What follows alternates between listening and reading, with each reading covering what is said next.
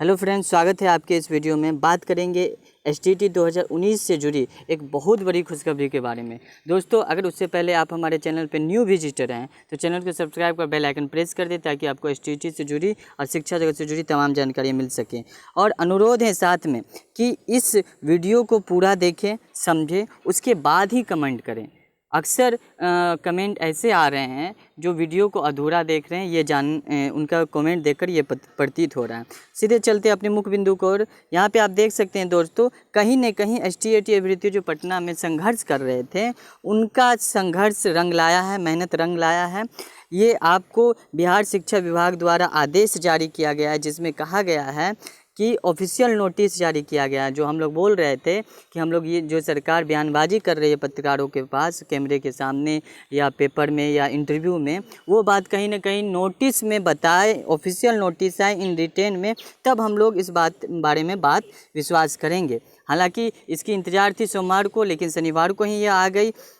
बहुत अच्छी बात है। यहाँ पे आप पहला पैराग्राफ देख सकते हैं दोस्तों। यहाँ पे कहा गया है कि संचिका संख्या 2019 1/2020 STET के प्रमाण पत्र की अनुमान्यता जीवन पर्यंत करने की पृष्ठभूमि में स्टेट 2011 के अभ्यर्थी जिनके स्टेट प्रमाण पत्र की अनुमान्यता पूर्व में 7वें चरण के माध्यमिक एवं उच्च माध्यमिक शिक्षक नियोजन हेतु नहीं रह गई थी और STET 2019 में उत्तीर्ण अभ्यर्थी जो qualified note in merit list में हैं, उनके पात्रता के संबंध में समीक्षा करने हेतु विभागीय आदेश ज्ञापन 413 दिनांक 22/6/2021 द्वारा सचिव शिक्षा विभाग की अध्यक्षता में एक समिति का गठन किया गया था, जिसकी जानकारी आपको भी है।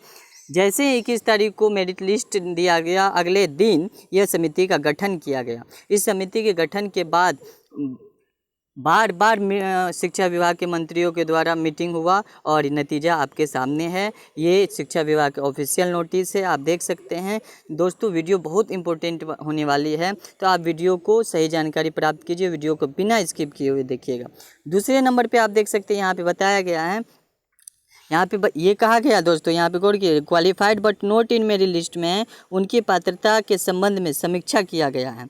समिति के अनुशंसा विभाग दिनांक 23/6/2021 को प्राप्त हुआ। समिति द्वारा अनुशंसा देने के क्रम में निम्नलिखित तथ्यों पर विचार किया गया है।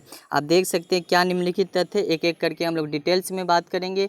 जो पॉइंट इम्पोर्टेंट होगा उसको डिस्क्राइब करेंगे, अन्यथा उनको पढ़कर आगे बढ़ेंगे। आप देख सकते हैं यहाँ पे दोस्तों, यहाँ पे 2 का 1 नंबर में क्या है कि राष्ट्रीय अध्यापक शिक्षक परिषद, शिक्षा परिषद जिसे NCTE हम लोग कहते हैं, याद रखिएगा। NCTE के वजह से ही बिहार सरकार लगातार कर रही थी कि हम लोग NCTE को फॉलो कर रहे हैं। तो NCTE मुख्य अदा निभाने वाली है आपका भर्ती प्रक्रिया में, और भविष्य में भी कहीं ना कहीं NCTE आपके भविष्य पे भी प्रभावित होगी, सकारात्मक प्रभाव पड़ेगी।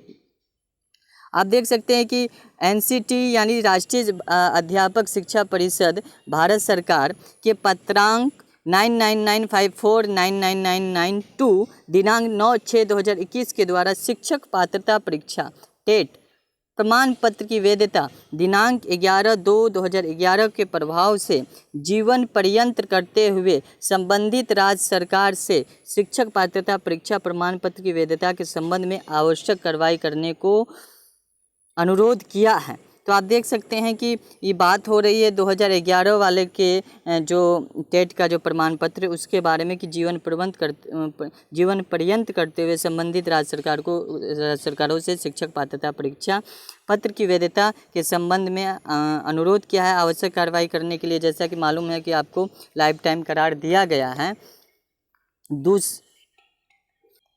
दूसरे नंबर पे आप यहाँ पे देखिए दोस्तों, इसके मद्देनज़र विभागीय आदेश 569 दिनांक 11/6/2021 के द्वारा बिहार राज्य द्वारा वर्ग 1 से 8 के लिए आयोजित टेट से संबंधित प्रमाण पत्र की अनुमान्यता को मई 2012 के प्रभाव से जीवन पर्यंत किया गया। एक स्टूडेंट के द्वारा 12 बार पूछा गया है कि सर, हम टेट 2012 वाले हैं, क्या हमको जीवन पर्यंत लाइफ टाइम वैल्यू दिया जाएगा? तो यहाँ आपका डाउट क्लियर है, 2011 वाला का भी डाउट क्लियर है, तो वो लोग इस वीडियो को ज़रूर देखें। अब तीसरे पॉइंट की बात करते हैं। तीसरे पॉइंट में वही कहा गया है कि बिहार माध्यमिक शिक्षक पात्रता परीक्षा सामान्यतः राष्ट्रीय अध्यापक शिक्षा परिषद फिर एनसीटी की जिक्र हुई द्वारा वर्ग 1 से 8 के लिए शिक्षक पात्रता परीक्षा के लिए निर्धारित मापदंड का अनुपालन किया जाता है और इसको ध्यान में रखकर विभागीय आदेश ज्ञापन 893 दिनांक 22/6/2021 के अंतर्गत बिहार माध्यमिक और उच्च माध्यमिक यानी 9, 10 और 10+2 शिक्षक पात्रता परीक्षा यानी STET उत्तीर्ण प्रमाण पत्र की मान्यता को जून 2012 के प्रभाव से जीवन पर्यंत किया गया। तो कोई कन्फ्यूजन नहीं होना चाहिए दोस्तों। 2011 वाली की बात हुई, 2012 वाली की बात हुई, जिसकी प्रमाण पत्र की वैधता जीवन पर्यंत कर दिया गया टेट और STET की।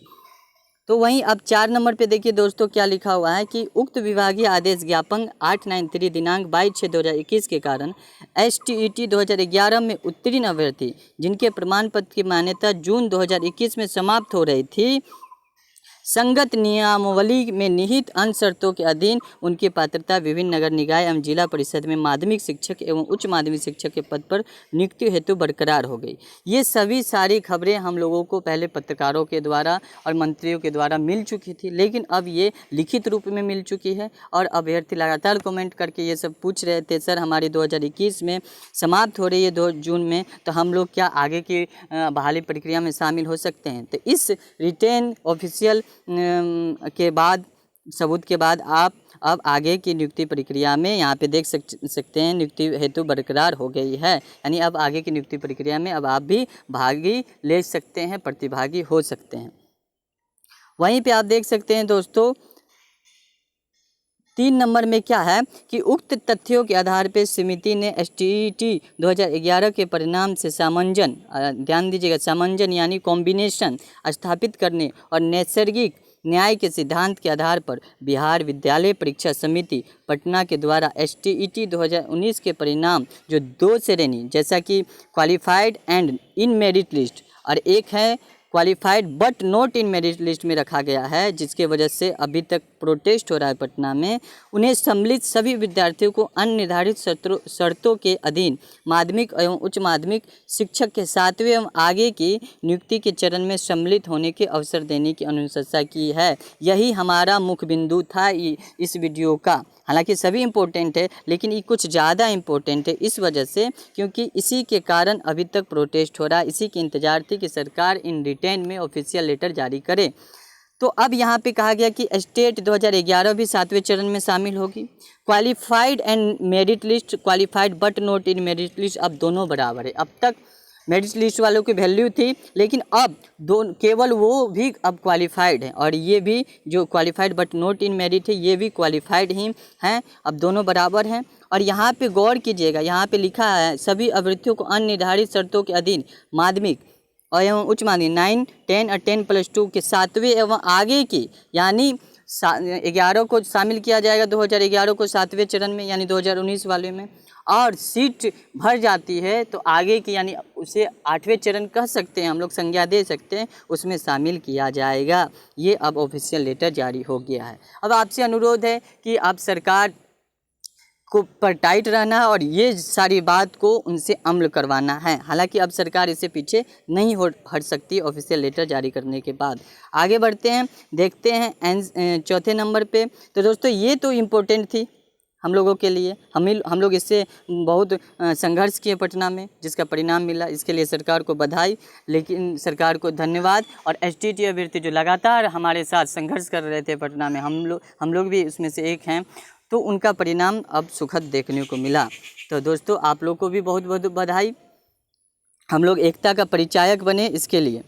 4थे नंबर पे दोस्तों बताया गया है कि समिति की उक्त अनुशंसा पर सम्यक विचारोपरांत विचार करने के बाद विभाग ने यह निर्णय लिया कि STET 2019 के लिए न्यूनतम उत्तीर्णांक के आधार पर घोषित क्वालिफाइड सभी अभ्यर्थियों को माध्यमिक एवं उच्च माध्यमिक के 7वें एवं आगे की नियुक्ति के चरण में सम्मिलित होने का अवसर दिया जाए। यानी अब ये बात हो रही है कि जो मिनिमम नंबर लाए हैं, ठीक है। जैसे मिनिमम नंबर आरक्षित वर्ग के लिए 68 था, वहीं जनरल के लिए 75 था, तो यहाँ से लोगों को उठाया जाएगा, ठीक है। सभी को शामिल किया जाए, इससे एक भी लोग छूटने वाले नहीं हैं और आगे की नियुक्ति के चरण में सम्मिलित होने का अवसर दिया जाएगा। यहाँ स्पष्ट कहा जा रहा है 9, 10 और 10+2 को 7वें चरण यानी STET 2019 में, और 19 के बाद आगे की यानी 8वें चरण बोल सकते हैं, संज्ञा दे सकते हो, उसमें शामिल किया जाएगा। वहीं 5वें नंबर पे क्या बोला जा रहा है कि शिक्षक के पद पर नियुक्ति के कार्रवाई जिला परिषद एवं नगर निकाय के अधीन गठित नियुक्ति प्राधिकार के द्वारा संगत नियमावली के प्रावधानों के आलोक में किया जाता है। इस हेतु मेधांक के आधार पर मेधा सूची का निर्माण अलग से किया जाता है। इस प्रकार शिक्षक पात्रता, इससे पहले दोस्तों आगे बढ़ते हैं, आपको ये समझा दें कि शिक्षक के पद पर नियुक्ति की कार्रवाई जिला परिषद एवं नगर निकाय के अधीन होगा, ठीक है। और यहाँ पे बोला गया संगत नियमावली के प्रावधानों के आलोक में किया जाता है और इसके लिए मेधा अंक के आधार पर मेधा सूची का निर्णय अलग से किया जाता है। यानी अब नया मेरिट लिस्ट बनेगा नियमावली के आधार पे, जैसे पहले बोला जा रहा था, जैसे पहले नियोजन की प्रक्रिया हो रही थी, अब जो है आपका एकेडमिक मार्क्स ग्रेजुएशन का प्लस BEd का मार्क्स जोड़कर उससे 2 से भाग किया जाएगा और जितना आपका परसेंटेज आता है उसके अनुसार अब मेरिट लिस्ट बनेगी और आपको भर्ती प्रक्रिया में शामिल किया जाएगा। यानी जिसका मैक्सिमम मार्क्स होगा एकेडमिक मार्क्स BEd में और ग्रेजुएशन में, और उनसे बाय 2 से डिवाइड करके अगर उनका अच्छा रिच मार्क्स आता है, परसेंटेज आता है, तो उनको नियुक्ति की प्रक्रिया उनको पहले होगी। तो ये नियमावली का एकेडमिक्स मार्क्स का वैल्यू होगा, STET का मार्क्स का अब सिर्फ क्वालिफाइड तक वैल्यू है। इस प्रकार शिक्षक पात्रता परीक्षा में उत्तीर्ण अभ्यर्थी संबंधित नियोजन इकाई के स्तर से तैयार किए गए मेधा सूची में उनके स्थान और नियोजन इकाई अंतर्गत उपलब्ध विषयवार एवं कोटिवार के आधार पर नियुक्ति हेतु पात्र होंगे। यानी अब नियोजन इकाई जो पहले से होती आ रही थी उसके अनुसार होगा, नियमावली का यहाँ जिक्र किया गया है उसके आलोक में होगा, और विषयवार एवं कोटिवार के पद के आधार पर नियुक्ति हेतु वो पात्र होंगे। वहीं पे 6 नंबर कंडिका 4 में अंकित निर्णय पर माननीय विभाग मंत्री का अनुमोदन प्राप्त है। कंडिका 4 में अंकित निर्णय पर विधि विभाग की सहमति प्राप्त है। और यहाँ पे देख सकते हैं, यहाँ ऑफिशियल साइन भी है अरशद फिरोज साहब का, जो अब सचिव हैं शिक्षा विभाग के। पटना दिनांक आप देख सकते हैं 26 जून 2021 है। तो दोस्तों अब ये एक खबर तो मिल गई, हम लोग का संघर्ष सफल हुआ। अब एक नोट करने वाली बात ये है कि अब सभी को लगभग 2011-2012 जिसका 21 में टेट का जो वैल्यू समाप्त हो रहा था उसको भी जीवन पर्यंत लाइफ टाइम वैल्यूएशन हो गया, और साथ ही साथ जो qualified but not in merit list वाला जो मुद्दा था उसका भी सोल्यूशन निकल गया है। तो ये बहुत बड़ी बात है। और अब जो नियमावली जो होगी पहले नियोजन की प्रक्रिया के आधार पे होगी, NCTE के मुताबिक जो NCTE कह रहा है कि ग्रेजुएशन प्लस BEd का अंक जोड़कर उसे बाय 2 से डिवाइड किया जाएगा, उसके आधार पे मेरिट लिस्ट बनेगी और उसको आपको नियुक्ति प्रक्रिया में शामिल किया जाएगा। आज के लिए इतना ही, बहुत अच्छी खबर थी। हमारे चैनल पे बने रहे। अगर वीडियो पसंद आया होगा तो लाइक करें, और नए विजिटर चैनल को सब्सक्राइब कर बेल आइकन प्रेस करें ताकि STET और शिक्षा जगत से जुड़ी तमाम जानकारी आपको सबसे पहले मिल सके। धन्यवाद।